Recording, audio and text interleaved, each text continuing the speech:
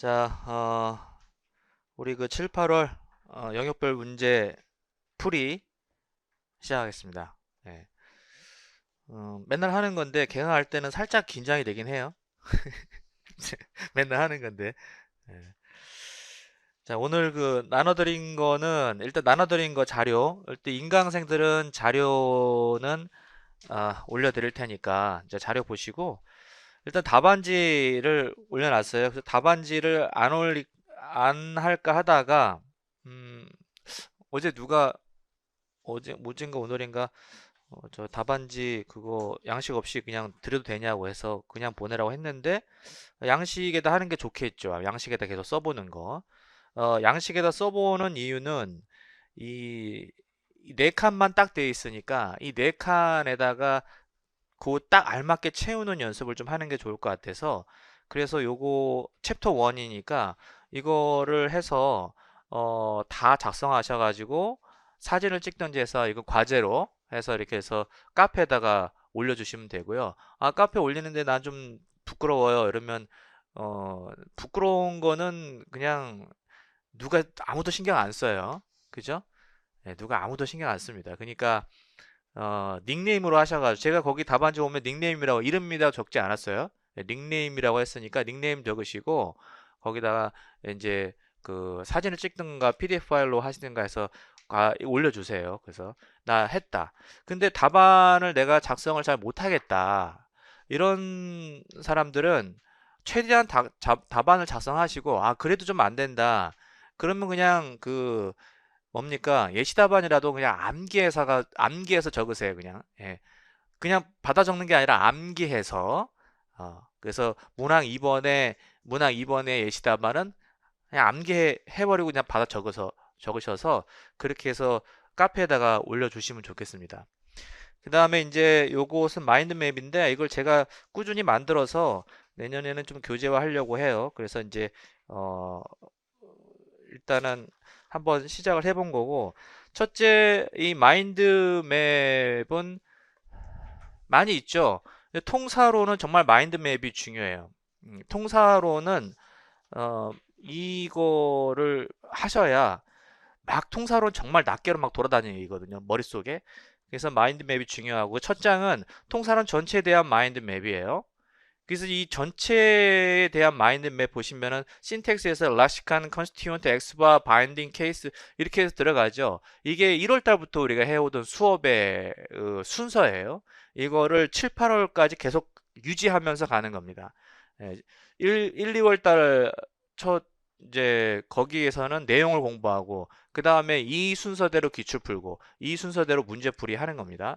그래서 이렇게 어, 그렇게 보시면 되고 그 다음에 이제 우리가 오늘 들어갈 렉시컨 파트 맨 위에 렉시컨 파트의 마인드맵이죠. 그래서 마인드맵 거기 보시면은 제일 중요한 보실 줄 알죠? 이거 제일 중요한 포인트가 몇 개예요. 렉시컨 파트의 네 덩어리가 제일 중요한 포인트죠. thematic role하고 argument structure, 그 다음에 subcategorization, selection restriction 이게 제일 중요한 큰 네 개의 개념이에요. 그래서 이 네 개의 개념을 머릿속에 정리가 됐나 한번 확인해 보시고 그 다음에 개별적으로 정리가 됐는지 또 한번 들여다보시고 거기에 해당되는 문제가 나왔는지 안 나왔는지 이제 보는 겁니다. 그래서 거기 보시면은 문제은행이라고 해놓은 것은 우리가 오늘 7, 8월에 할 문제은행에 대한 문제고요. 그 다음에 2014 이렇게 하면 기출 해놨으니까 기출에서도 문제 한번 찾아보시고 그 다음에 문제은행에서도 한번 확인해 보시고 뭐 기출에서 모든 영역이 다 기출로 다 깔린 게 아니기 때문에 그렇게 해서 이제 공부하는데 개념 정리도 하시고 그렇게 하시면 됩니다. 저거는 계속 이제 매 챕터별로 제공을 할게요. 자, 그러면 우리가 본격적으로 수업 들어가기 전에 살짝 오리엔테이션 한번 하고 수업 들어가겠습니다. 오늘 챕터 1이니까 그렇게 많지 않아요. 13문제 정도 들어가니까 그렇게 많지 않습니다. 동남아시아 날씨죠, 확실히. 어제 비 오는 거 보면은 옛날에 장마면 부슬부슬 이렇게 내렸는데 지금 막 봐버리죠. 부니까 확실히 동남아시아 날씨예요. 이제 망해가는 거지. 우리 아들이 좀 걱정이긴 한데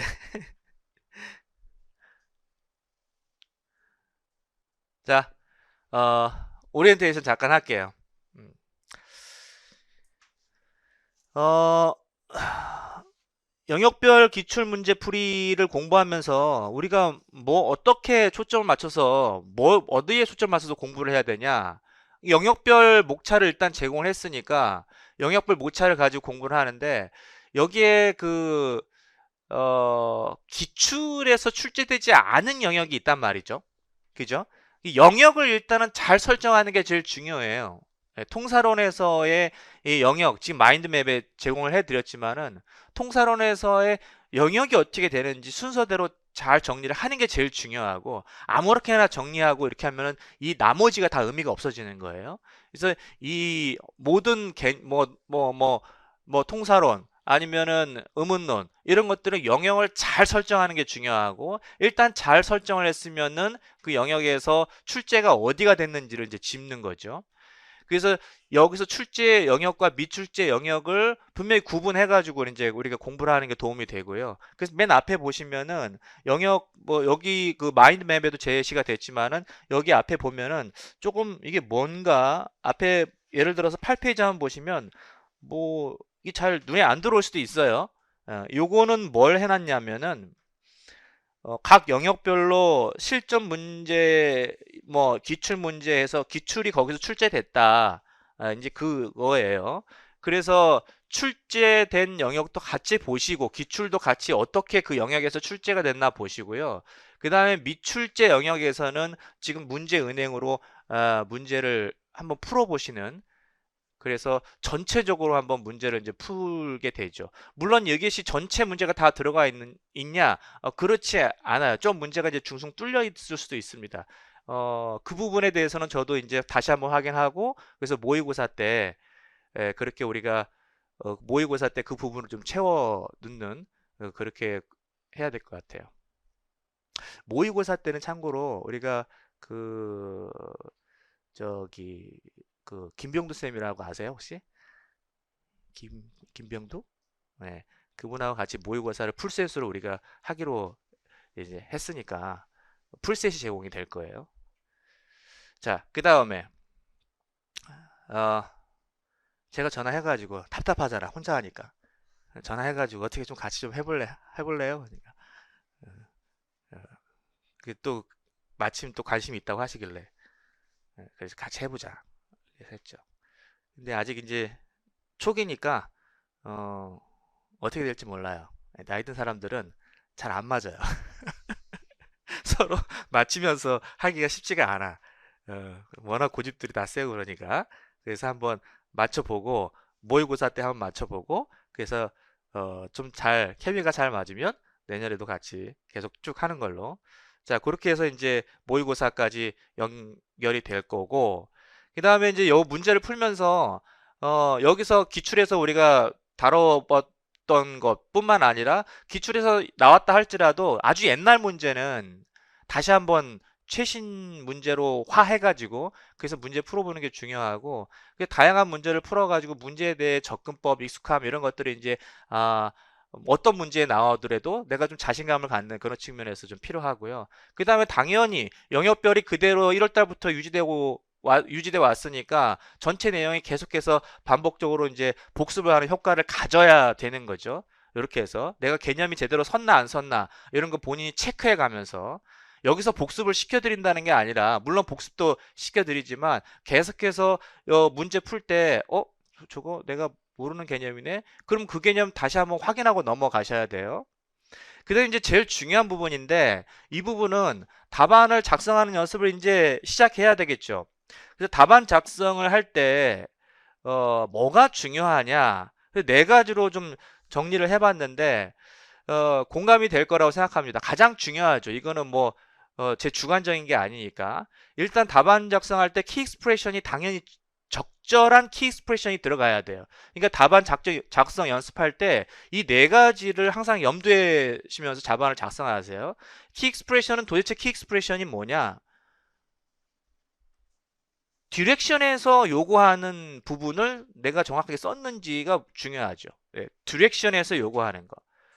지시문에서 요구하는 거, 지시문은 지시문은 출제자의 의도잖아요. 지시문이 다 이렇게 지시문이 있는데도 불구하고 사람에 따라서 이 지시문을 다르게 해석하는 경우 굉장히 많아요. 그러니까 무슨 말이에요? 출제자가 어떻게 그 의도를 어떤 의도를 가지고 했는지를 다르게 생각하는 거죠. 그러면 문제를 지금 접근하는 그 부분이 아직도 미숙한 거예요. 출제자 의도를 잘 모르면은. 출제자의 의도를 지시문을 통해서 이 출제 의도를 정확하게 파악한 다음에요. 출제 의도는 공부가 안 되면 잘 파악이 안 될 수가 있어요. 이거는. 그냥 내가 의도를 파악해야지. 그래서 문제만 보고 주구장창 보고 있다고 해서 의도가 파악되는 게 아니라 공부가 돼야 돼요. 공부가 어느 정도 돼야 저게 저 말이구나. 이게 좀 뭔가 이렇게 왔다 갔다 하는 그런 게 있는 거죠. 그래서 공부가 어느 정도 돼야 되고 안 되면 출제 의도가 확실히 출제 의도를 파악하는데 떨어지는 게 확실합니다. 그래서 지시문이 있더라도 출제 의도를 정확히 파악하고 여기에 맞는 익스프레션을 집어넣어야 돼요. 이게 그 다 뭡니까? 저 채점할 때 그 기준으로 할 테니까. 예. 그 다음에 conciseness가 간결함이죠. 이 네 칸 안에 집어넣어야 되는 거, 간결함. 그러니까 이것은 뭐냐? 당연히 간결하게 써야 되죠. 달리 말하면 잉여적 표현을 좀 쓰지 말아야 됩니다. 그래서 좀 첨삭하다 보면은 잉여적인 표현이 겁나 많이 들어가요. 그냥 불필요하게 많이 들어가요. 잉여적 표현이 왜 많이 들어가냐라고 가만히 생각해 보니까 이 이야기를 자연스럽게 연결시키려고 해요. 스토리를 만들려고 해요. 답안을 작성할 때 스토리를 만들 필요는 없어요. 답안을 작성할 때. 지시문에서 이미 그것을 하라고 나와 있으니까 그 부분만 그냥 집어넣으면 돼요. 내 생각에 이 문장과 두 번째 문장과 세 번째 문장이 좀 연결이 뭔가 안 돼 있다고 생각이 들지라도 그냥 그것만 넣어버리면 돼요. 이게 문장의 연결이 잘 됐나? 그 채점할 때 이 문체라는 거 있죠? 이 문체, 스타일은 이 이게 아니에요. 스타일은 지금 고려사항이 아닙니다. 그러니까 지시문에서 말한 것만 간결하게 넣고요. 불필요한 말 다 빼셔야 되고, 그다음 불필요한 말이 들어가면 좀 자연스럽게 들어가면 더 좋지 않나요? 아니, 오히려 더 인상이 안 좋게 보여요. 그러니까 간결하게 지시문에서 요구하는 대로 집어넣으시고, 제가 지금 답안 작성하는 것도 볼 텐데 제 답안도 사실은 간결하지 않은 게 되게 많아요. 쓸데없는 말이 많이 들어가고. 그러니까 저도 그렇죠. 자, 요거 조심하게. 그러니까 잉여적인 표현 빼야 되고, 잉여적인 표현을 빼버리는 거, 간결하게 필요한 말만 하는 거예요. 그 다음에 연결사 뭐 이런 거 쓸데없이 많이 집어 들어가는 거 엄청 많아요. 연결사. 왜냐하면 because 이유를 설명하라 했을 때 이유만 그냥 문장만 딱 적어도 괜찮아요. 예. 근데 이 이유가 대추 why 뭐 이렇게 해가지고 불필요한 말 엄청 들어가요. 그러면 오히려 나쁜 인상만 갖게 돼요. 그 쓸데없는 말이 들어가면. 그냥 접속사 같은 거 since나 because 같은 거 하나만 넣으면 되는데 그 부분에 대해서 너무 과하게 막 연결사들을 문장과 문장을 연결시키려고 하는 거죠. 그러한 성향이 우리나라 학생들한테 많이 보이는 성향입니다. 문장과 문장을 막 연결시키려고 하는 거. 그래서 연결사들, 그다음에 접속사들 이런 것들이 과하게 들어가긴 해요. 뭔가 글을 쓸 때. 자, 그 다음에 좌건. 좌건은 우리가 사회언어학에서 쓰는 건데 좌건이 뭐예요? 요거는 시험 문제에도 나올 수 있으니까 한번 물어봅니다. 좌건이 뭐예요? 요거 좌건은 아직까지 시험에 나오지 않았는데 과거에 사회언어학에서 자꾸 문제가 하나가 툭툭툭 튀어나오는 게 유피미즘 같은 거 이런 거 옛날에 나왔었죠. 예, 그런 거 뭐 통사론 문제는 아니지만 그런 문제들이 그러니까 영어 교육론 쪽에서 사회 언어학 쪽 이렇게 그 근처에서 문제들 하나씩 툭툭 튀어나와요. 거기서 자건이라는 말은 안 나왔는데 저거 나올 수 있죠. 자건이 뭐죠? 그렇죠. 조금 더 풀어서 한번 얘기해 봐요. 특수용어가 뭐예요? 조금 더 풀어서. 어. 그렇죠. 특정 집단에서 쓰는 용어예요. 그러니까 그 특정 집단에 속하지 않은 사람들은 잘 못 알아들는 대표적으로 의사들이 쓰는 언어들 이렇게 막 그래서 항상 뭐라고 하잖아요. 문제시 하잖아요. 그래서 이 통사론 영어학에서도 약간의 좌건이 있어요. 그러니까 무슨 말이냐면 통사론을 답안을 작성할 때 통사론스럽게 써야 돼요. 통사론스럽게. 이게 되게 중요해요. 근데 이 통사론스럽게 못 쓰는 사람들이 되게 많아요. 어떤 사람들이 통사론스럽게 못 쓰냐?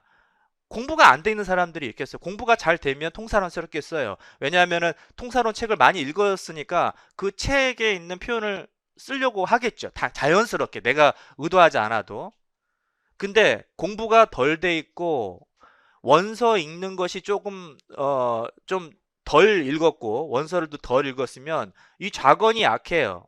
특정한 용어뿐만 아니라 그 뭐 특정한 뭐 개별적인 용어, 단어 이런 게 아니라 그런 사용이 아니라 그 단어를 사용해서 쓰는 표현이요. 그냥 문장들. 이것이 상당히 약할 수가 있어요. 그래서 원서를 좀 많이 읽으셔야 돼요. 많이 읽다 보면 자연스럽게 해소가 되는 부분이에요. 근데 이것이 약하면은 그냥 자기 표현으로 써버려요. 자기 표현으로 써버리면은 아, 채점하는 사람한테 굉장히 부정적인 영향을 주겠죠. 알잖아. 부정적인 영향이 뭔지. 똑같은 답이라도 이거 이 사람 이거 잘 모르고 그냥 한번 썼을 것 같은데 똑같은 답을 쓰더라도 분명히 어떤 사람은 맞게 해주고 틀리게 해주고 그런 게 있을 거야. 이 익스프레션이 정확하게 들어갔어도 이 익스프레션을 어떤 문장으로 표현했냐에 따라서 분명히 이 작용을 할 겁니다. 사람이 하는 거니까.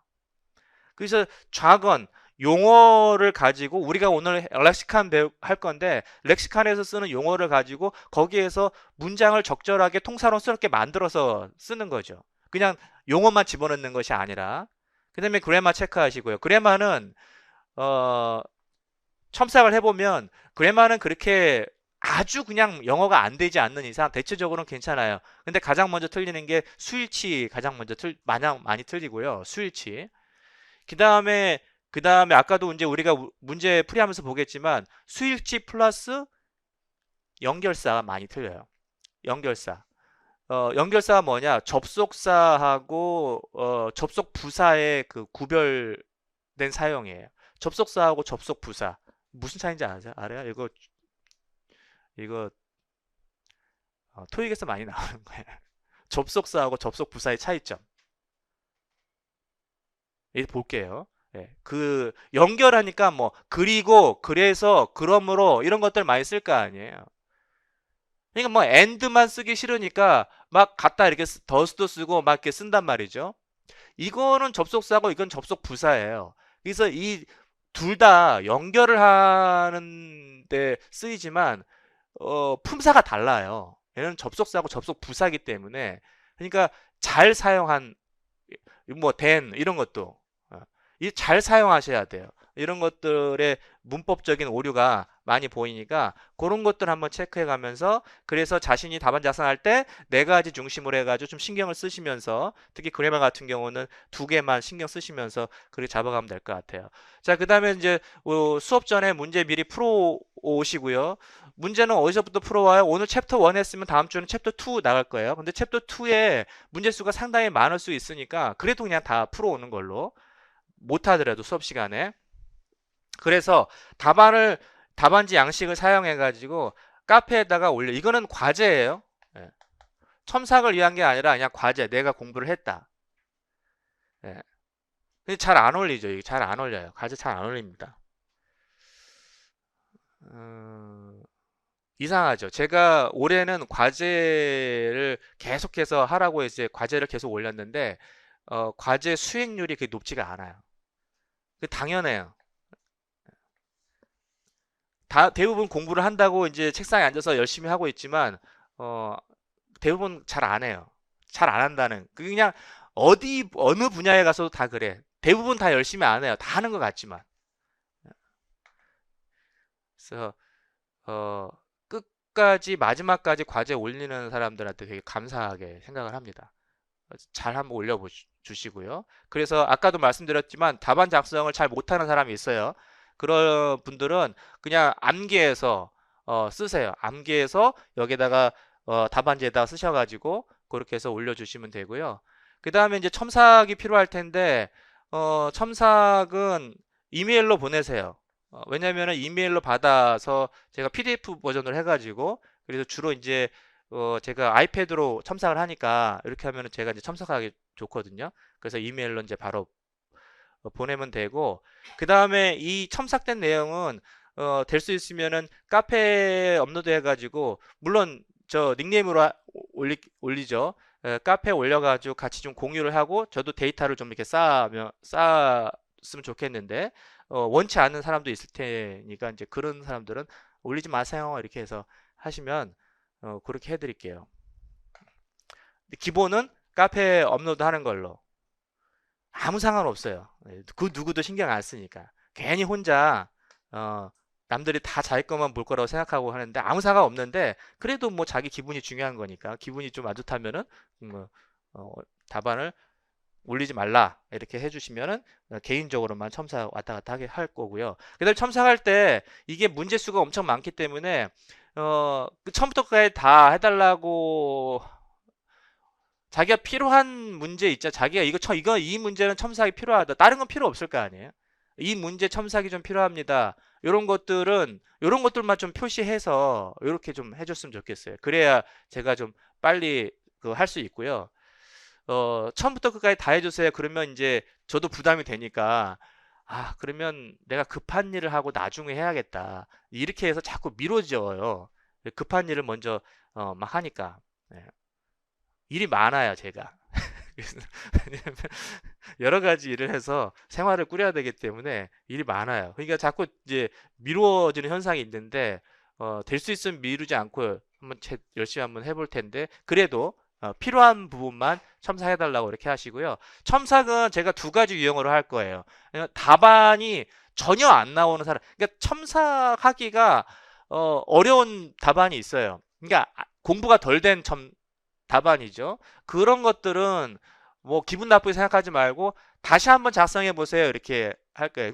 이 전체가, 답안 전체가 그냥 어 첨삭할, 처음부터 끝까지 다 첨삭, 이 여기는 주어는 어떻고 이게 다 첨삭이 그렇게 불가능한 경우에, 그런 첨삭이 나올 경우에는 다시 한번 작성해 보라고 이렇게 취지만 한번 해볼게요. 이러이러한 식으로 다시 한번 작성해 보라. 그런 첨삭이 하나 있을 거고요. 그 다음에 어느 정도 답안이 작성되어 있을 때는 디테일하게 들어가겠죠. 문법사항도 잡아주고 표현도 잡아주고.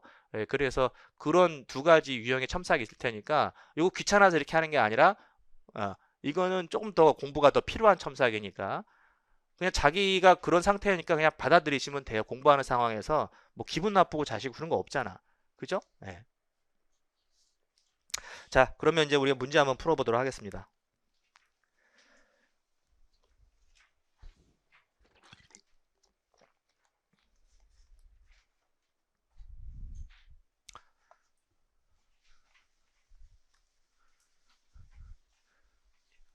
네, 공부할 때, 목욕할 때는 목욕탕에 빨개 벗고 들어가는 거예요. 목욕할 때 빨개 벗고 들어가지 누가 옷 입고 들어갑니까? 때밀로 들어가죠. 근데 이제 때가 조금 나는 많이 묻었어요. 그러면 집에서 씻고 씻고 목욕탕 그런 경우도 있는데, 목욕탕은 뭐 자기 때 밀러 가는 거니까 부끄러워할 거 없습니다. 공부하는 입장에서. 자, 첫 번째 여기 보시면은 10페이지 있죠. 10페이지 서브캐테고라이제이션인데, 서브캐테고라이제이션 우리가 렉시칸 한번 더 볼게요. 렉시칸 파트. 예, 렉시칸 파트 머릿속에 빠르게 정리하고 들어가 볼게요. 아까 그 마인드맵에서도 저 제시가 됐는데, 렉시칸은 특히 수어, 이 수어가 문장으로, 우리가 중학교 때 오형식 배우잖아요. 네. 그 오형식이 뭐예요? 수어가 문장 형태를 결정한다는 거잖아요. 예, 수어, 거기서 뭐 동사로 우리가 공부하지만, 동사, 뭐 1형식 동사, 2형식 동사, 그 말은 무슨 말이냐? 동사가 문장 형태를 결정한다는 거예요. 동사가. 여기서 조금 동사 좀 확장시켜서 수어가 문장의 형태를 결정하는, 예, 형태를 결정해요. 이게 지금 오형식에서 다룬 거랑 동일합니다. 같은 개념이에요. 그러면 수어가, 특히 여기서 우리는 동사를 이제 많이 볼 건데, 동사가 어떻게 문장 형태로 어떻게 결정하냐? 얘가 어떻게 결정하냐? 요 안에 정보, 문장을 결정하는 정보들이 들어있기 때문에 그래요. 그것을 렉시칸에 들어있는 렉시칸 인포메이션이라고 하는 거예요. 이 사전이에요. 우리 머릿속에 있는 사전을 렉시칸이라고 그러고 종이로 된 사전을 딕셔너리라고 하는 거죠. 우리 쉽게는 멘탈 딕셔너리라고 하는 거고요. 이 안에 단어들이 이렇게 쭉 있을 텐데, 이게 사전이니까, 우리 머릿속에 있는 사전이니까 단어들이 쭉 있을 텐데, 특히 이 수로들 안에는 정보들이 굉장히 많아요. 실제 정보들이 많은 걸 어떻게 확인할 수 있냐? 사전의 딕셔너리를 보면은 동사는 더 내용이 더 많지 않습니까? 그렇죠? 그게 정보가 많아서 그래요. 그것을 렉시컨 파트에서 다루는 거예요. 그래서 그러면 어떤 정보가 들어있냐? 굉장히 많은 정보가 들어있는데, 통사론에서 렉시컨 파트에서 다루는 정보는 크게 네 가지예요. 서브캐테고라이제이션 정보가 들어있는 거예요. 하위 범주화 정보. 이거는 종이 사전에도 좀 표현이 되어 있는 거죠. 예를 들어서 하위 정보가 뭐예요? 기부라는 동사 찾으면은 MP1, MP2 이렇게 이게 사전에서 나와 있잖아요. 네. 요거. 그래서 얘가 취하는 컴플리먼트에 대한, 하위 정보와는 컴플리먼트에 대한 범주를 명시하는 거죠. 애정트에 대한 범주는 명시해야 하지 않아요. 안 해요. 애정트는 뭐가 오든 상관없어요. 컴플리먼트에 대한 범주를 명시하는 거예요. 그 얘가 두 개 컴플리먼트니까 MP 와야 돼. 이렇게 와야 되고, 아니면 또 삼형식으로 하면은 PP 와야 돼. 뭐 이렇게 들어가겠죠. 이렇게 이제 이게 이런 정보들이 하위 범주와 정보예요. 그래서 하위 범주와 정보를 정확하게 잡으시고, 그 하위 범주와 정보는 아직 시험에 안 나왔어요. 지금 기출에 표현이 안 되니까 하위 범주와 정보가 이것을 표현할 때 어떻게 표현되는지 그런 것들을 이제 잘 보시면 되겠죠. 그 다음에 두 번째는 뭐예요? 두 번째는 셀렉션 리스트릭션이에요. 얘네들이 범주가 왔다고 하더라도, 동일한 범주가 왔다고 하더라도, 필요한 범주가 왔다 하더라도 의미적으로 맞아야 돼요. 의미적으로. 그래서 의미적인 제약을 하는 게 셀렉션 리스트릭션이고, 셀렉셔널 리스트릭션이라고도 하고, 선택 제약이라고 하는 겁니다. 근데 여기서 머릿속에서 잘 잡으실 거는, 하위 범주와는 컴플리먼트에 대한 범주를 명시하는 거잖아요. 근데 셀렉션 리스트릭션은 어떤 애들을 의미적 제약을 하는 거예요. 예? 아규먼트, 그렇죠. 셀렉션 리스트릭션은 예, 논항에 대한 의미적 제약을 하는 거예요. 얘는 아까 하위 범주와는 컴플리먼트에 대한 범주만 보는 건데, 얘는 논항까지 다 본다라는 것은 주어까지 의미적 제약을 한다는 거죠. 앞에 있는 주어까지. 그래서 의미적 제약이라는 게 뭐냐? 뭐 사람이냐, 아니면 뭐 사물이냐, 이런 것들을 이제 제약하는 거예요. 그 다음에 세타롤, 의미역을 할당하죠. 얘가 논항한테, 이제 논항이 있으면 이 동사가 논항한테 의미역을 할당하게 돼요. 그래서 의미역을 할당하는 그 기준, 의미역 할당에 대한 그래마, 의미역 할당에 대한 룰, 그걸 뭐라고 하죠? 세타 크라이테리언이에요. 의미역 기준입니다. 그 의미역 기준에 맞춰서 논항에게 의미역을 할당하게 되는 거고, 그 다음에 마지막으로 아규먼트 스트럭처도 물론 여기서 다 녹아들어 있는 거지만, 논항 구조, 수로마다 논항 구조가 다르죠. 논항이 뭐라고 그랬죠? 논항이 뭐라고 그랬죠? 아규먼트는 주어 목적어요. 요거는 굉장히 단순한 개념이고, 논항 자체의 개념이 뭐예요? 무엇을 논항이라고 하는 거예요? 음. 수로에게 필요한, 그 다음에 이 말이 안 나오는 거예요. 잘. 그러니까 문장이 완성이 안 되는 거죠. 그러니까 알고는 있는데 인출이 정확하게 안 되는 거예요. 그래서 정확한 문장을 한번 만들어 보세요. 논항이 뭐예요? 논항이. 음. 요소들이다. 그렇죠? 문장을 만드는데 수로가 필요로 하는 요소들이에요. 문장을 완성하기 위해서, 문장을 완성하는데 수로가 반드시 필요로 하는 요소들이에요. 근데 그 수로가 필요로 하는 요소들이 그 논항 구조라고 하는 거거든요. 그러니까 어떤 수로는 논항을 하나만 필요로 하고 어떤 0개 필요하는 것도 있고요. 하나 필요하는 거 2개, 3개 이 정도 필요하죠. 논항을.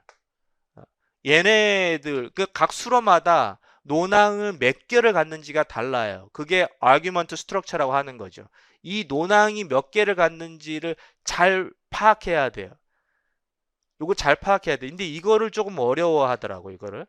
얘가 몇 항수로냐? 우리가 많이 보는 기브 같은 경우는 사망수로다. 그래서 워낙 많이 보니까 그냥 잘 나오지만 처음 보는 단어들, 잘 안 봤던 단어들을 몇 항수로냐? 그러면 잘 안 나와요. 어, 의미적으로 접근하는 거라고 그랬지. 암기하는 게 아니라 의미적으로 접근. 암기하면 좋고요. 암기하지 못한 수로가 나왔을 때는 그 수로에 대한 의미적으로 접근해야 되는 거라고 했습니다. 그래서 이렇게 몇 항 수로인지 잡아야 되고 이 논항에다가 의미역을 할당하게 되는 거죠. 자, 이러한 정보들이 여기 렉시칸에 특히 렉시칸의 동사들에 다 들어가 있어요. 자, 그거에 대한 것을 우리가 문제로 이제 보게 되는 겁니다. 여기에선 첫 번째 sub categorization이니까 가볍게 한번 2점짜리니까 가볍게 보도록 할게요. fill in the blank 문제니까. 자, traditional literature on parsing 이렇게 들어갔는데 parsing이라는 것은 우리가 문장을 분석할 때의 parsing이라고 해요. 잘 원서를 많이 읽어본 사람들은 봤을 수도 있고, 자, 이거 뭐 충분히 나올 수 있는 단어 용어입니다. 그래서 문장을 분석하는데 예전에 전통적인 문헌에서는 이 말이죠. 옛날 방식으로는 문장 분석 어떻게 했냐, 막 그 말이겠죠. 그래서 optional phrasal constituent PP 이거 at the castle 같은 여기서요.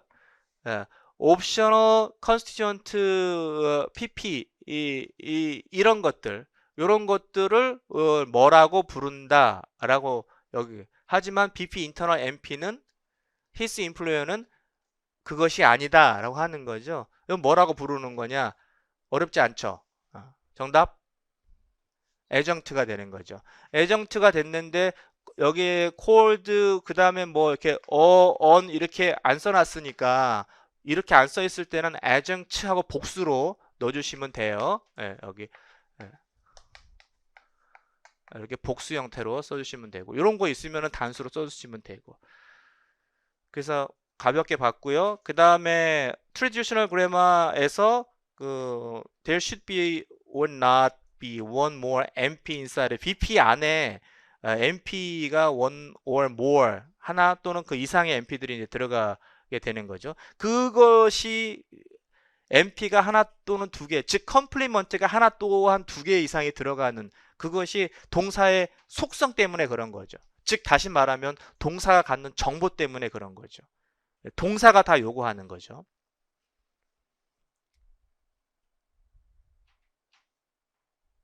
자, 그 다음에 2번과 3번처럼 2번에 3번에는 지금 컴플리먼트 여기서는 없고 그죠? 여기서는 MP가 없고 요구하는 게 없고 자동사니까 여기는 2개 있네요. 그죠? 2개 있고 이런 것들이 이제 동사가 요구하는 속성이라고 하는 거죠. 여기서부터 한번 볼게요.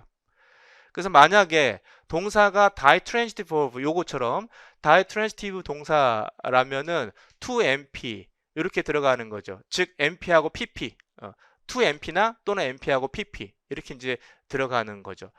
만약에 BP가 intransitive verb라면 이번에 A처럼 intransitive verb라면은 no MP complement가 지금 허용이 된다. 즉 MP complement가 들어가지 않는다라고 이제 하고 그 다음에 여기에 빈칸 뚫린 거 들어볼게요.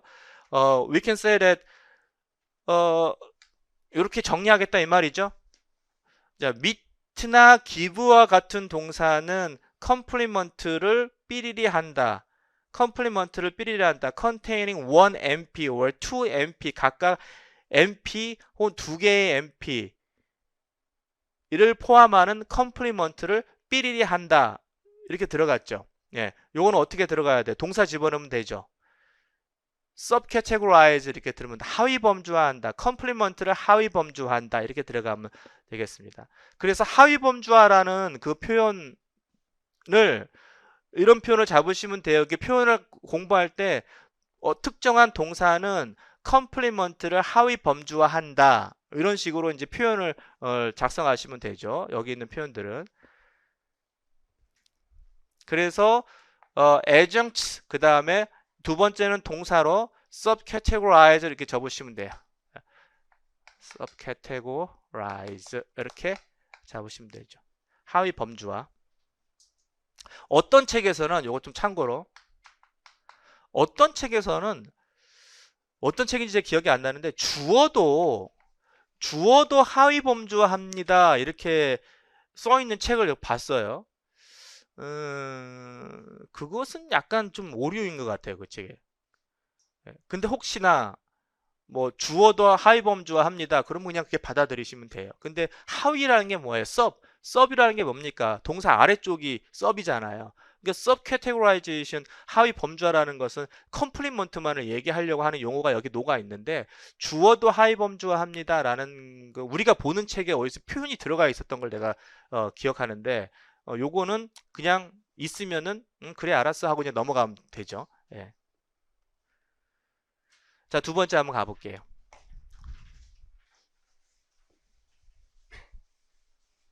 두 번째부터는 계속 4점짜리 문제니까 두 번째 문제는 여기 보시면은 selection restriction 문제예요. selection restriction 문제가 언제 나왔습니까? 우리가 2002년도에 한번 그 비유로 나온 기출문제 한번 나와 있던 거죠. 그 기출문제 나오고 그 다음부터는 안 나왔어요.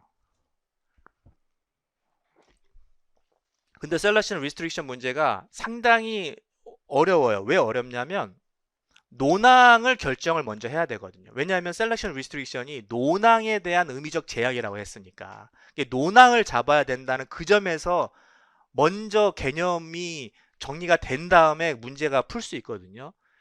그래서 조금 어렵게 느껴질 수도 있는데 생각보다 그 다음에 표현하는 것도 쉽지가 않고요. 선택 제약을 그걸 답안으로 잡았을 때 그것을 답안으로 표현을 쓸 때도 살짝 쉽지가 않아요. 그러니까 선택 제약과 관련해서 이 선택 제약은 이 표현 잘 정리하세요. 이 표현 선택 제약 문제 내보면은요 표현이 정확하게 잘 들어가 있는 답안 찾기가 쉽지가 않아요. 그냥 막 자기 표현대로 막 쓴 거예요. 그래서 이런 거 보시면서 아니면 원서에 보시면서 선택 제약과 관련해서 어떻게 표현했나 그걸 머릿속에 집어넣는 겁니다. 자, 한번 가볼게요. 자, 클리어 리스트릭션이 있습니다. 뭐의 컴플리먼트의 선택에 대한 리스트릭션이 있다라고 얘기했고, 그 다음에 의미적인 리스트릭션은 의미적인 리스트릭션은 셀렉션 리스트릭션이 되겠고, 그 다음에 범주에 대한 리스트릭션은 하위 범주화가 되겠죠. 그죠? 물론 이제 선택 제약은 주어까지도 포함되지만, 자, 예를 들어서 동사 convince는 지금 하위 범주화 얘기하는 거죠. 이런 것들은 우리가 외워야 될 표현이죠. 그렇죠? subcategorization을 내가 키워드로 잡았을 때 그 키워드를 어떻게 표현할 것인가. 아까 제가 jargon이라고 얘기했던 것들 이렇게 표현하는 거예요. 이게 보면은 별거 아니잖아요. 별거 아니지 뭐 동사가 NP를 컴플리먼트를 subcategorize 한다. 이게 별거 아닌데 내가 쓰려고 하면 잘 안 써지거든요. 그러니까 이런 표현들 잘 잡아두시고요. 그래서 NP 컴플리먼트를 NP 컴플리먼트를 하위 범주한다. 그 다음에 there are severe restriction on the class of NP에 대한 restriction이 또 있다라는 거죠. 범주만 restriction 제약이 있는 것이 아니라 또 다른 제약이 있다라는 거예요. 그 제약이 여기 1번에 있는 거죠. 투표에 나온 내용인데 여기 convince 같은 경우는 뒤에 컴플리먼트로 NP를 취했는데도 불구하고 지금 여기는 괜찮은데 요 둘 다 NP인데 이거는 좋지가 않죠.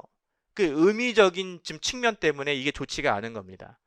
그래서 의미적인 측면으로 좋지가 않을 때는 비문법 이렇게 제가 단순화시켜서 이렇게 표현했는데 이렇게 쓸 수도 있고 이렇게 쓸 수도 있어요. 샵으로. 예. 엄밀히 말하면 convinced my theory 이게 비문법적인 문장은 아니에요. 예. 문법적이라는 것은 구조적인 측면을 다루는 거기 때문에 이 구조적으로 문제가 없잖아요. 약간 의미적으로 문제가 있을 뿐이지. 그래서 이것을 비문법적이다라고 엄밀히 말하면 그렇게 말하지는 않는데 그 정도까지 임용시험에서 뭐 디테일하게 들어가지 않으니까. 그래서 이게 비문법적이 아니고 메인과 이상해 라고 했을 때 샵 표시 들어가거나 아니면 샵 표시보다는 이게 이렇게 들어가거나 이런 표시 들어가는데 우리 단순화시켜서 그냥 ungrammatical 표시를 집어넣어 볼게요. 안 좋단 말이죠. 자, 그래서 여기에서 무슨 제약이 들어가냐? 지금 거기 relevant restriction은 NP complement가 뭐예요? 요게 제약인데 NP complement가 has to denote 괜찮죠? 의미하다 그런 뜻이죠. some rational entity를 가져야 된다. 이 표현도 지금 잡아두세요. 이게 의미적 제약을 표현할 때 이거는 좋은데 이거는 왜 안 됩니까? 이거는 좋은데 이거는 왜 안 돼요? 라고 말할 때 쓸 수 있는 표현이 되는 거죠. 이 NP complement는 has to denote some rational entity. rational 아니고요. rational입니다. 예, 이거 조심하세요. 이성적인 개체여야 한다 말이죠.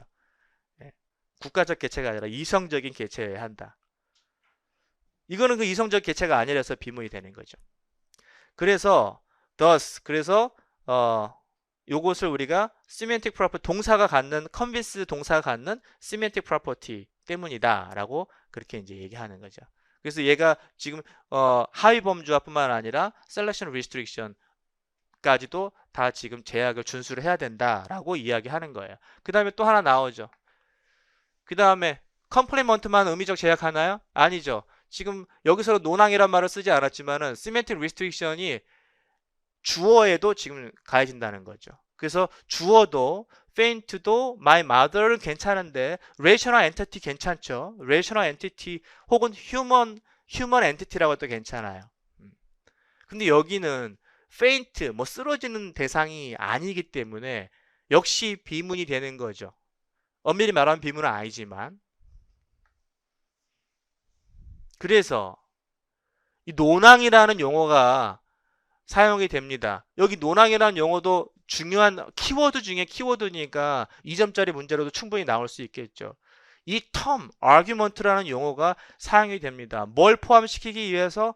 subject하고 complement 둘 다를 포함시키기 위해서 논항이라는 용어가 사용이 된다. 그래서 we can say that selection restriction 요것도 표현 잡아두세요. 선택 제약이 얘네가 주어와 complement가 논항이므로 선택 제약은 논항에 가해지는 의미적 제약이므로 selection restriction은 hold between a given item. 이 given item은 여기에 저 수로가 되겠죠. 수로와 논항 사이에서 지금 가해진다. 이렇게 이제 이 표현 보시면 되겠죠. 이 표현도 답안에 쓸 수 있는 표현이기 때문에 잘 잡아두시기 바랍니다. given item 대신에 수로라는 표현을 쓰거나 아니면 동사라는 표현을 쓰시면 돼요. given item 이상하니까. 그래서 달리 말하면 이거 너무 좋잖아. 달리 말하면 표현 우리한테 공부하라고 해주는 거잖아. 달리 말하면 이 아이템은 동사를 얘기하는 거예요. 수로는 impose selection restriction을 그들의 논항에 가한다. 이것도 지금 우리가 selection restriction과 관련돼서 쓸 수 있는 좌건이란 말이죠. 이 표현 자체가. selection restriction은 요 정도 표현만 잡아두시면 돼요. selection restriction hold between A and B. 이거 잡으시고요. 그 다음에 동사가 impose selection restriction on 수거처럼. 그죠? impose selection restriction on 어디. 이렇게 잡으시면 되겠죠. 자, 그러면 이제 내용 정리할게요. 의미적 제약을 가하는데 논항에게 의미적 제약을 가해요. 수로가. 그래서 여기서 논항은 주어와 지금 목적어라고 했습니다. 컴플리먼트라고 했어요. 그 다음에 센텐스 여기가 이제 디렉션이죠. 디렉션 한번 볼게요. 센텐스 3 below가 ungrammatical 나왔고 여기서 grammatical 한 것은 미리 지금 제시를 했어요. ungrammatical 합니다. 3b가 grammatical 하고 3a는 ungrammatical 하고 그래서 explain만 하면 되겠네요. Why? One is grammatical. 하나는 문법적이고 다른 하나는 비문법적인 설명하라. 그러면 얘도 설명하고 얘도 설명해야 되는 거죠. 둘 다 설명해야 되는 거죠. 그 다음에 뭘 설명하냐면 selection restriction과 argument 관계를 반드시 집어넣어서 쓰세요. 니엄대로 쓰지 말고 이 표현을 반드시 집어넣어서 쓰세요. 그 말을 하는 거죠. 그러면 이제 key expression이 이것을 집어넣으려면 key expression이 어떤 게 당연히 들어가야 돼요. 셀렉션 리스트릭션을 잡으면 논항의 개념이 당연히 들어가야 되죠. 이렇게 표현하지 않아도. 자, 그래서 요것은 비문이고 요것은 정문인 것을 어떻게 우리가 잡으면 됩니까? 되게 유명한 거죠. 엄밀히 말하면 3번에는 이건 통제 구문이고요. 컨트롤 센텐스고요. 얘는 무슨 구문이에요? 얘는 통제 구문이고 컨트롤 컨스트럭션이고 얘는 ECM이죠. 예. ECM 동사 구문, ECM 컨스트럭션이에요. 그러니까 그 차이가 뭐예요? 요 뒤에 나와 있는 MPG. 이 뒤에 나와 있는 MP의 지위가 달라지는 거죠. 조금 설명할게요. 얘는 몇 항수로예요? 답안 작성하는 거 좀 떠나서 요 문장을 우리가 공부한다면 몇 항수로예요? persuade는 3항수로예요. 예. 얘는 2항수로예요. 2항수로. 저게 몇 항수로인지 바로바로 안 나오면 잘 공부를 많이 하셔야 되고, 그 다음에 몇 항수로가 그렇게 중요합니까? 엄청 중요해요. 예. 엄청 이 몇 항수로가 몇 항수로냐가 통사론 전반적으로 쭉 깔려 있거든요. 그래서 이거 잘 연습하셔야 됩니다. 그러니까 이게 사망수로라는 것은 얘도 논항, 얘도 논항, 얘도 논항이라는 거잖아요. 그럼 얘가 논항이라는 말은 풀스위드의 논항이라는 말은 얘가 목적어라는 이야기예요. 그 말을 끌어내려고 하는 거예요. 얘가 논항이라는 말은 목적어라는 이야기입니다. 근데 얘는 이항수로니까 잔이 하나의 논항이고 그 다음에 나머지는 지금 클로즈가 하나의 논항이 되는 거예요. 그럼 클로즈 얘가 별도의 논항이 될 수는 없잖아요. 얘가 논항이 되면은 여기에 그 to infinite type 클로즈도 또 논항이 돼야 되잖아요. 반드시 있어야 되는 거니까. 그럼 사망수로가 되기 때문에 이항수로라는 것은 얘가 내포절의 주어라는 얘기겠죠. 그게 달라지는 거예요. 범주적 지금 그 문법적인 그 스테이러스가 달라져요. 문장에서 object, subject 이렇게 들어가니까. 자, 그러면 이제 여기서 보면은 얘는 object, persuade의 논항이니까 의미적인 제약을 누구로부터 받아요? 얘로부터 받는 거죠. 얘가 수로니까. 얘는 누구로부터 받는 거예요? 얘는 컨시더러로부터 받지 않아요. 얘 논항이 아니니까. 물론 논항 전체가 절이지 절 안에 있기 때문에 얘만 단독으로 얘한테 받는 건 아니죠. 그럼 누구로부터 받아요? be indispensable로부터 받는 거죠. 이게 수로니까. 그쵸? 얘한테 받는 거죠. 얘하고는 아무 상관이 없어요. 의미적 제약이. 자, 그러면은 이것을 답변할 때 이것은 왜 정문이고 이것은 왜 비문이고 왜 정문입니까? 라고 했을 때 우리가 어떤 표현을 집어넣어야 되는지 한번 보도록 할게요. 어떻게 들어가야 돼요? 뭘 써야 돼요? 얘가 persuade의 논항이다라는 말이 반드시 들어가겠죠. 얘가 persuade의 논항이다. 그 다음에 얘는 내포절의 주어다 라고 해서 논항의 아님을 언급해 줘야 되고, 그 다음에 얘는 논항이므로 persuade로부터 의미적 제약을 받는다. 그러면 의미적 제약을 받는다면 어떤 의미가 돼야 돼요? 그렇죠. rational entity 아까 썼죠. 예. has to denote rational entity를 의미해야 돼요. 그 표현을 그대로 써주면 되는 거죠. 근데 얘는 consider의 argument가 아니므로 의미적 제약을 받지 않으니까 뭐 그냥 아무렇게나 와도 되는 거죠. 예. 근데 여기서 이제 frying pan은 rational entity가 아니니까 그것을 잘 받아 써주면 되는 거죠. 그러한 측면에서. 그래서 어떻게 썼나 한번 볼게요. 요 정도 쓰면은 좀 빡빡하죠. 네 줄에 쓰기에. 하나. 지금 한 줄에 둘, 셋, 넷, 다, 일곱, 여덟, 아홉, 10개. 10개 들어갔으니까 요거 좀 넘쳐요. 예. 지금 네 줄에 들어가기가 한 요 정도 한 6줄까지는 들어갈 수 있는데 지금 한 줄에 10쓰면 70단어기 때문에 요 정도도 어떻게 집어넣으면 집어넣을 수 있는데 조금 작게 이렇게 써서 집어넣어야 될 것 같아요. 자, 어떻게 썼나 볼게요. The following MP of the main verb frying pan은요, object이다. 들어갔죠. 그 표현이. 그래서 동사의 논항이다. 그러므로 selection, restriction, hold 이 표현 그대로 썼죠. 예, 선택 제약이 어디 동사와 아규먼트 사이에 있어야 하므로 그 명사는 should be a rational entity여야 한다. 여기까지 좀 내용이 길죠. 그 다음에 3b에 보시면 postverbal MP는 나랑 아규먼트 아까 그 consider 뒤에 나오는 거 frying pan 그것은 논항이 아니에요. 메인 버브의 논항이 아니므로 embedded 논항이 아니라 embedded clause의 subject이다. 따라서 이것은 semantic restriction이 없다라고 이제 보는 거죠. 여기 지금 these 잘못 썼죠? these가 there is no지요. there is no semantic restriction 이렇게 들어가야 되겠죠.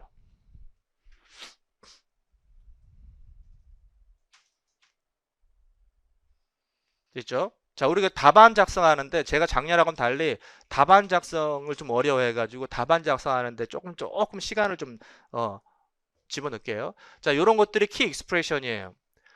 프라잉팬이 오브젝이고 논항이다 라는 것 반드시 들어가야 되고요. 이런 것들이 반드시 들어가야 되고 그냥 이렇게 쭉 쓴다고 되는 것이 아니라 키 익스프레션을 먼저 반드시 집어넣어야 돼요. 그래서 그것을 중심으로 문장을 만들어야 돼요.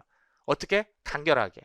그래서 selection restriction이 그 논항에 가해져야 되니까 걔는 a rational entity여야 한다 라는 말이 들어가야 되는 거죠. 그 다음에 두 번째 3b에서는 이거 쓸 필요 없잖아. 예. 이거 답안 다 있으니까. 예. 그래서 요것만 써야지. 좀 오리 있는 것만. 그 다음에 얘는 3b에서는 postverbal MP는 논항이 아니다. 그러니까 no semantic restriction이다. 이것을 집어넣어주면 되겠죠. 자, 여기서 조금 더 관심 있게 볼 부분 좀 첨삭하시면서 많이들 좀 이상하게 쓰는 것들을 한번 체크해 나갈게요. 문장 번호 표현할 때 요렇게 요렇게 써달라는 거. 그냥 꼭 저게 정답은 아닌데 이렇게 쓰는 사람도 있어요. 그냥 괄호 안 하고 이렇게 쓰는 사람도 있고 그냥 또 어떻게 3A 뭐 이렇게 쓰는 사람도 있고 굉장히 다양해요. 그럼 저게 맞다는 게 아니라 대부분 원서에는 저렇게 써요. 그러니까 문장을 표현할 때 3, 1번에 A 문장, 2번에 A 문장 했을 때 괄호 안에 이렇게 다 넣어주시면 되고요. 그 다음에 1번에 A와 1번에 B 할 때는 어떻게 합니까? 그러면 이제 이렇게 해서 1번에 A와 1번에 B 이제 이런 식으로 해주면 돼요. 이렇게 표시하시고 그 다음에 두 번째 해당 프레이즈와 월드 명시라는 게 무슨 말이냐면 지금 요렇게 표현할 때 우리는 지금 his frying pan이 논항이면서 논항이니까 오브젝이다 라고 표현할 거 아니에요. 그러면 그냥 바로 his frying pan 해도 괜찮은데 얘를 좀 더 이렇게 명시해 주죠. 예, 이렇게 해서 main verb의 following MP in his frying pan 이렇게 들어가죠. 근데 만약에요 his frying pan을 지금 우리가 언급할 건데 지금 너무 많아 쓸 내용이가 좀 많아 그러면 요거는 굳이 안 들어가도 괜찮아요. 여기서 3A에서 his frying pan은 하나밖에 없으니까 이거는 굳이 들어가지 않아도 괜찮습니다. 그런데 이제 어느 정도 여유가 있으면은 저렇게 해당 이 타겟 표현을 좀 더 뭐라고 해야 되나 이렇게 좀 더 정확하게 수식해주는 이런 표현들을 쓰는 게 훨씬 더 좋죠. 이런 것들. 그 다음에 또 뭐가 있을까요? 이렇게 쓴 게. 그 다음에 여기 보시면은 어디입니까? 여기 뭐라고 썼어? 이 MP 했을 때 이거는 반드시 들어가요. 얘는 안 들어가도 돼요. his frying pan이 명확하게 드러나니까.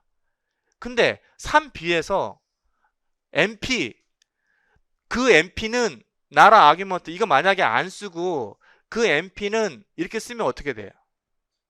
이렇게 되면 안 되는 거예요. 한번 볼까요? 그 MP는 MP가 지금 몇 개나 있는데 MP가 지금 몇 개나 있는데 두 개 있잖아요. 하나 넘게 있죠. 그러니까 더 MP 그 MP가 뭔데 이렇게 되면 안 돼요. 이럴 때는 반드시 써줘야 되는 거죠. 이럴 때는 그죠? 이 무슨 얘기인지 아셨죠? 되게 중요해요. 이거 놓치는 사람 되게 많습니다. 그래서 이 MP를 포스트 버벌 MP야 주어 자리에 있는 게 아니라 동사 뒷자리에 있는 거 이렇게 표현할 때 많이 쓰니까 이런 표현들 잘 잡아주시고요. 그래서 나는 아규먼트 포스트 버블 MP가, 자, 이거 잘 보세요. 이런 표현에서 지금 많이 미스가 나는데 3B에서 포스트 버블 MP가 논항이 아니야. 여기까지만 쓰면 어때요? 내 머릿속에서는 야, 컨시더 다음에 나오는 the frying pan은 논항이 아니야. 이걸 표현하고 싶은 거예요. 그러면 the post bubble MP는 논항이 나랑 아규먼트 이렇게 썼는데 이렇게 쓰면 뭐예요?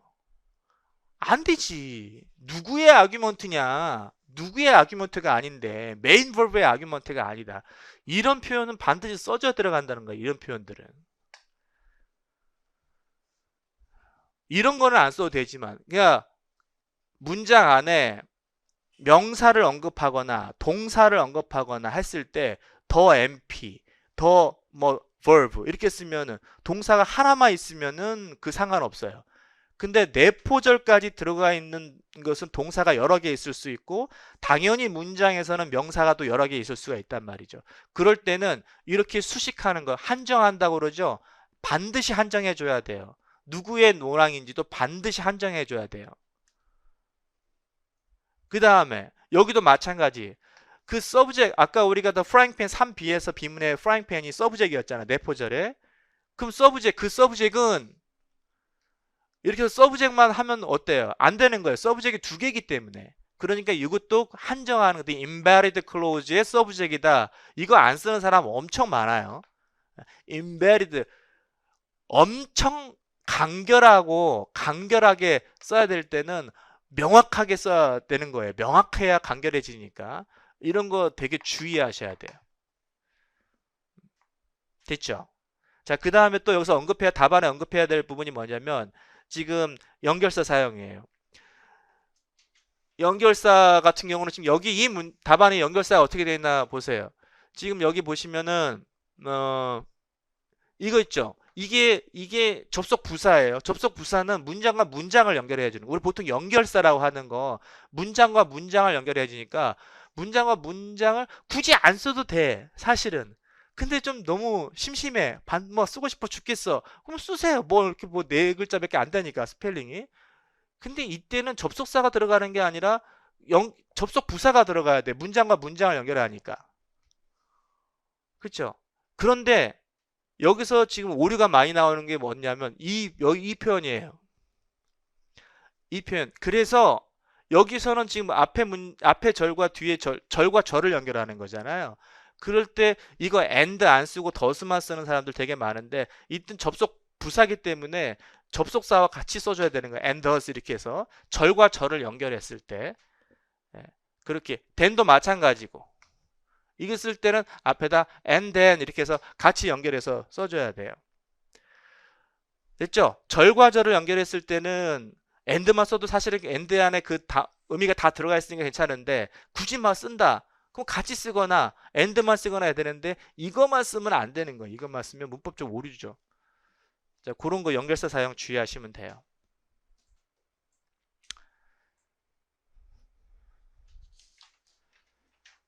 하나만 풀어보고 쉴게요. 하나만 더 풀어보고. 자, 그 다음에 3번 가볼게.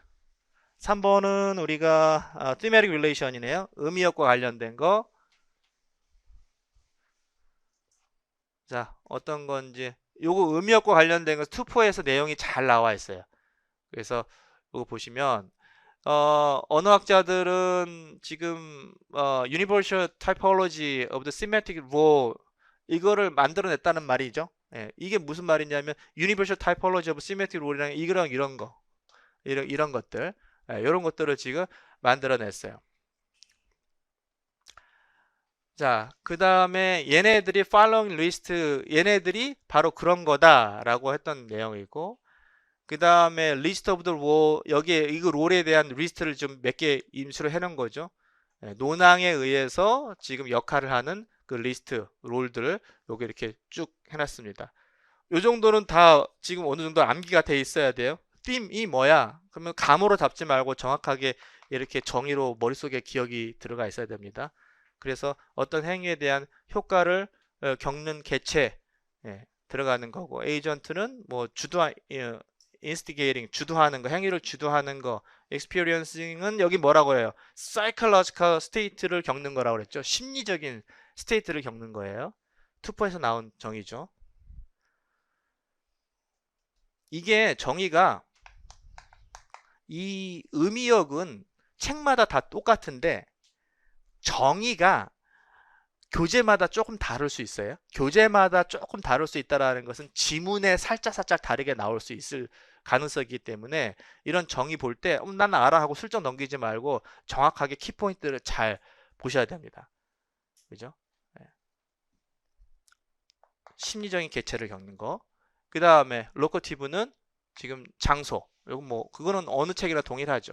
자, 그리고 이렇게 해서 리스트를 우리가 제시를 했고, 그 다음에 여기에서 이제 일러스트레이트 보여주는 거죠. 어떤 세타롤이 사용됐는지 여기서 구체적으로 1번에서 지금 보여주고 있습니다. 보시면 되고,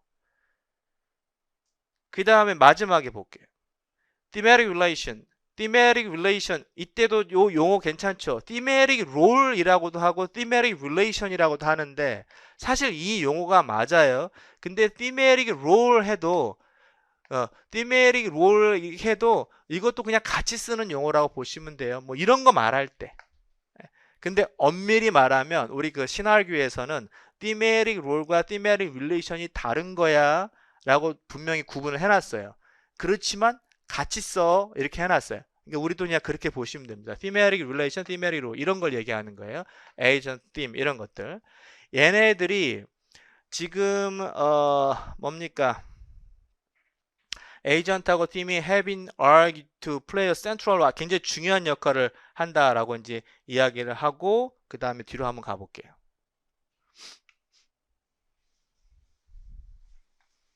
여기 한번 보겠습니다. distribution certain type of adverb 이거 투파에서 나온 건데 특정한 부사, 특정한 타입의 부사의 분포가 의미역적으로 결정이 된다. 이게 나와 있죠. 네. 그러니까 특정한 타입의 특정한 부사를 쓸지 말지가 의미역과 관련이 돼 있다. 예컨대 adverb like deliberately 해서 의도적으로라는 의미겠죠.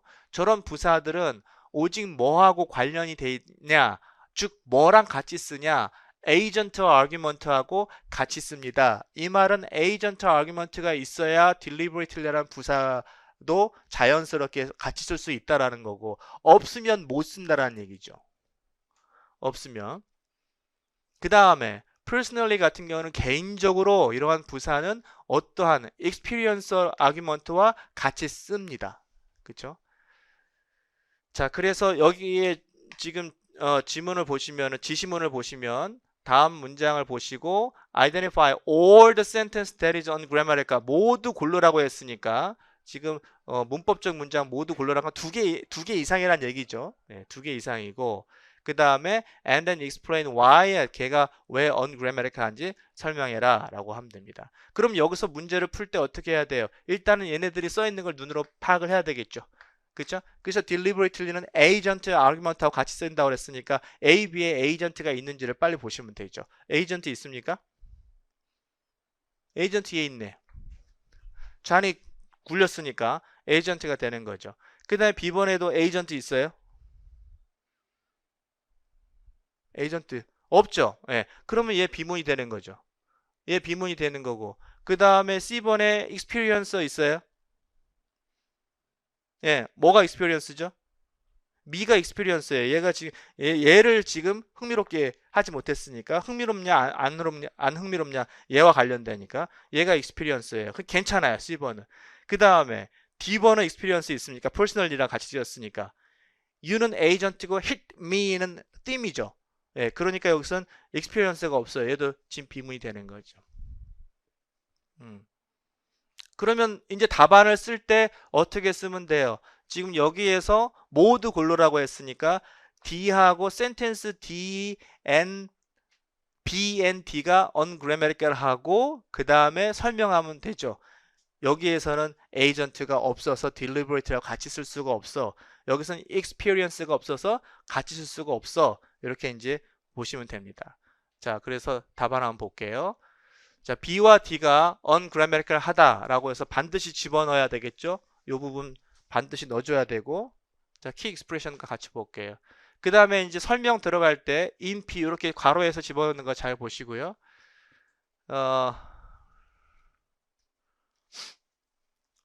저 subject of ball은 has a thematic role of theme. The role cannot, 그 롤은 cannot with the adverb deliberately. 이 theme이 있으니까 deliberately랑 같이 있을 수 없어. 이렇게 쓰면 되죠.